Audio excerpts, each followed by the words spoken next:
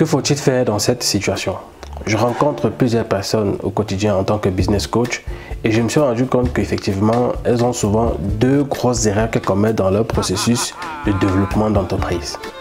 Alors, je suis Franck Fangan, business coach, expert marketing digital et aujourd'hui, je vais te présenter les deux grosses erreurs que les gens commettent souvent lorsqu'elles ont l'intention de mettre un business sur pied.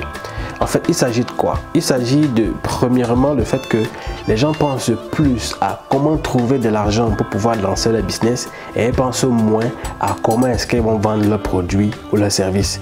Se concentrer sur comment avoir de l'argent pour lancer un business, vraiment, ce n'est pas la meilleure façon de faire. On devrait plutôt se concentrer sur comment est-ce que, lorsque j'aurai déjà structuré mon entreprise dans ma tête, ou alors lorsque j'aurai déjà créé mon produit, mon service, comment est-ce que je vais faire pour pouvoir vendre, comment est-ce que je vais faire pour pouvoir me faire connaître et comment est-ce que je vais faire pour pouvoir être payé pour le service ou le produit que j'apporte sur un marché.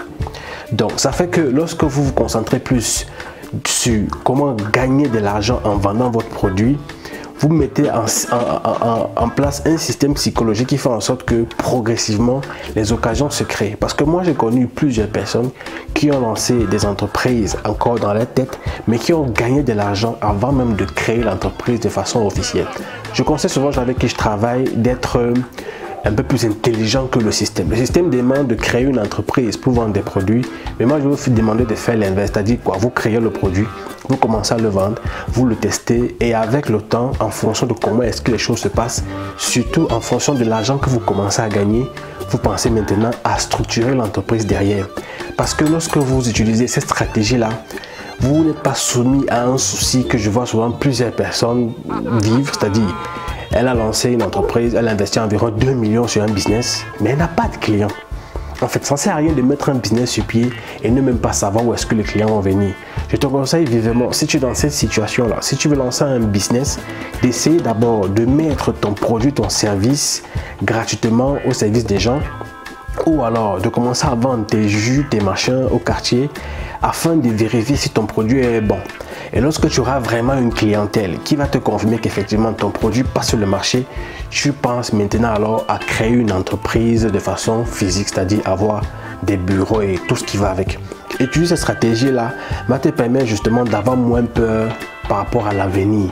Parce que si tu te lances et que tu pars emprunter de l'argent, une autre grosse erreur que les gens commettent, c'est d'aller s'endetter auprès parfois des microfinances, des banques et ne même pas savoir comment est-ce qu'elles feront pour rembourser, à part sur l'espoir. On ne base pas un business sur l'espoir. Donc prends ton idée, prends ton produit, prends ton service, teste-le, mets-le au service des gens qui peuvent avoir besoin et crée progressivement ta notoriété. Et lorsque ça sera quelque chose de vraiment solide, tu vas maintenant venir créer ton entreprise de façon à la dure, comme on dit souvent. Donc voilà la stratégie que je voulais te donner et j'aimerais vivement que tu ne continues pas à penser qu'il faut d'abord trouver de l'argent pour lancer l'entreprise, ensuite essayer de voir comment est-ce que tu feras pour vendre tes produits ou tes services. Je suis Franck Fangan, business coach, pour t'encourager, pour te motiver à te lancer dans l'entrepreneuriat parce que je pense que c'est la meilleure solution pour pouvoir résoudre ces problèmes de façon continuelle, mais je peux te garantir aussi une chose, c'est que ce n'est pas facile dès le début. Nous sommes en janvier 2020, je te conseille de commencer, de lancer ton idée de business aujourd'hui et d'ici juin, tu sauras où tu en es et tu auras vraiment les éléments pour pouvoir comprendre s'il faut que tu te lances ou pas ou alors comment structurer ton entreprise de façon durable et rentable. Si tu es sur YouTube, je t'invite vivement à cliquer sur le bouton s'abonner pour pouvoir recevoir d'autres vidéos parce que cette année 2020 j'ai décidé de faire un peu plus de vidéos que d'habitude pour pouvoir apporter de la valeur et pouvoir aider les gens à travers le monde.